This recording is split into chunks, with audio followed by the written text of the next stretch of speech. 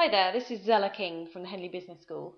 This podcast is about the paper by Beersma and colleagues on competitive and cooperative approaches to rewarding people who work in teams. There's one really important thing that you need to be aware of while you're reading this article, and that is that it is concerned with teams who work interdependently. That means that their tasks overlap and they're reliant on each other to get the job done. The article's insights are very much based on that type of environment, and one of your challenges will be to decide the extent to which you think the insights might be relevant in situations where teams don't cooperate in that kind of way.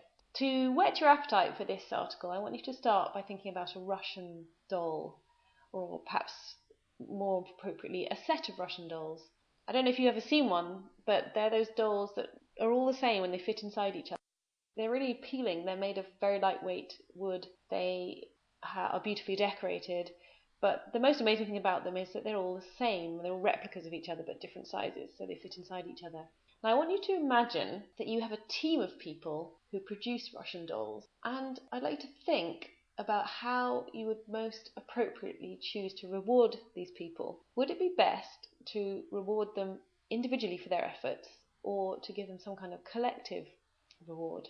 So if we talk a little bit about the doll making process, you've got someone who's going to use a lathe to turn the wood and make sure that the actual wood shapes are created. You've got someone who's going to prepare the wood before it's painted. You've got someone who will actually do the painting, and then someone else will finish and do the varnishing. So you could potentially have a production line of 4 people making Russian dolls. So would it be best to reward each person individually for their work? The person working the lathe, you could reward for the quality of and the shape of the dolls that he produced in their wooden, unpainted form.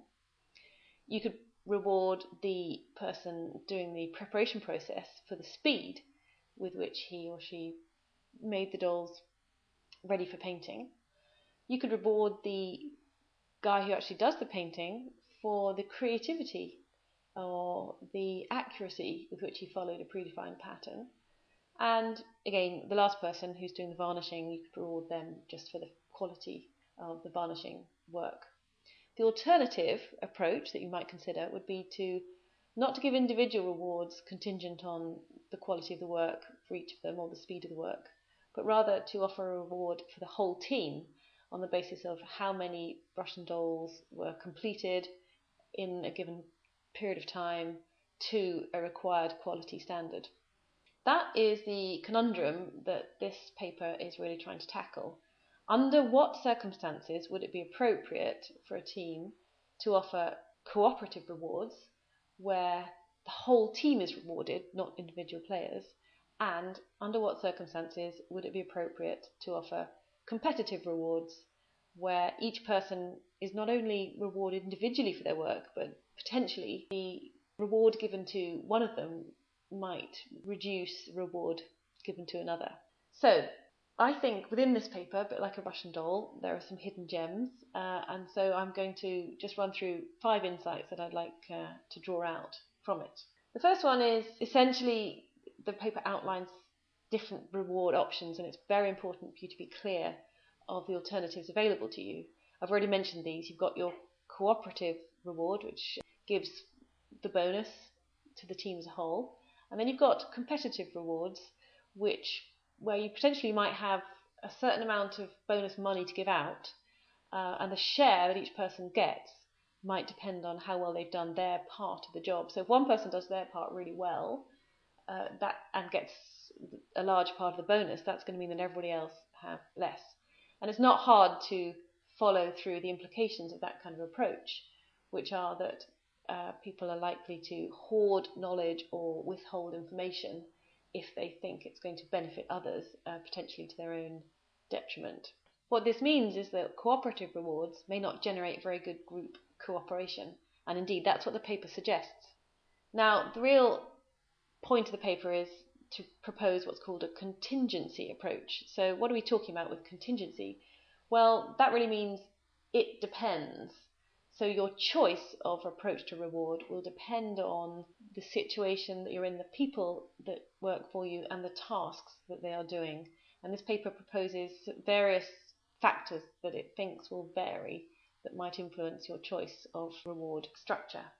That's the second insight in the paper. Why is it useful to have a contingent approach? Well, if you understand the principles of when cooperative or competitive rewards are most effective, then you might choose to follow those principles in different situations. So you'd analyse what kind of people you have in your team or what tasks they're doing, and on the basis of that you'd use your contingency model to decide what's the best approach for you in that situation. Okay, so that's my second insight.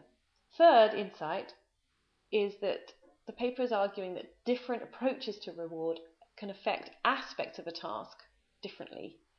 They suggest that there might be two factors that matter in the good performance of a task: the speed with which you do it and the accuracy with which the job is completed.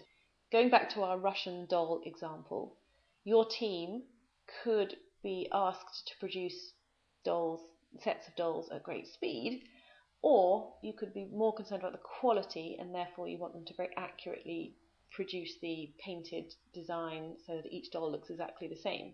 Likelihood is that you want to achieve some balance between the two. You want them to produce the dolls in a reasonable length of time, but you also want them to be done to a fair degree of accuracy. This paper argues that different reward structures will affect those aspects of a task in different ways. In particular, they're suggesting that a cooperative approach to reward, where people share and the reward is given out to the team, will help the team produce accurate results, whereas a competitive approach, where people are all rewarded individually, will have a positive effect on the speed with which tasks are completed. So when you're considering which kind of approach to take, you might want to think about the extent to which speed is of the essence, and the extent to which you value accurate work, and that might determine which reward structure you prefer. Next insight, number 4, is that people respond differently to different reward structures, and there's two aspects to this in the paper. One is that people's interpersonal orientation matters. So aspects of personality like extroversion and agreeableness are going to affect how people respond. In particular, with extroversion, they suggest that if you've got a very extrovert team member, they like to interact with each other. So performance of teams with lots of extrovert people will do better under a cooperative structure. Whereas if you've got teams made up mainly of people who are introverted, who are more contained within themselves and don't like to interact very much with other people, then those teams will perform better under a competitive reward structure. They also look at agreeableness, and they argue that teams that are comprised of a large number of agreeable people will work better under a cooperative structure, whereas disagreeable people, perhaps not surprisingly, will prefer competitive structure. The other aspect to how people respond differently to different reward structures is the argument that different levels of performance in the team matter. Worst performers in a team will be the ones who are most affected by the reward structure, whether that is cooperative or competitive.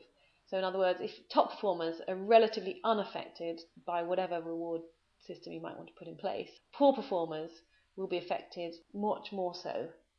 Next insight, and this is really getting to that small doll right in the middle of, in terms of the nugget of information right at the centre of this paper, it's suggesting that you need to take an individualised approach to reward. The implication of it is that you need to look at the individuals you've got in your team and the kind of tasks that they're undertaking, and that should drive your ultimate choice of reward structure. Now, you need to make your own judgments about the relevance of that argument for any situation that you're considering, like, for example, how you'd manage recruitment consultants. To what extent would it actually be sustainable in a recruitment consultancy to have different people working under different reward structures? So if you happen to have teams of extrovert people, would you give them one approach, and if you had teams of introverted people, would you offer them a different approach? And if you did, what would be the impact on the general perceptions of fairness and equity in your workplace? So while this paper is very neat in putting forward a very clear-cut contingency approach, in reality there may be some constraints on whether you'd actually choose to follow its principles slavishly. Nonetheless, I think it provides some useful arguments to help you think, for the organisation as a whole, is a cooperative approach better, or should I go for a competitive approach? One final reminder, this article is about teams that work interdependently, and your task will be to think about whether its insights apply, if at all, to situations where people work on their own and don't depend on each other to get the job done. I hope that you find that helpful, and I will see you in the next podcast.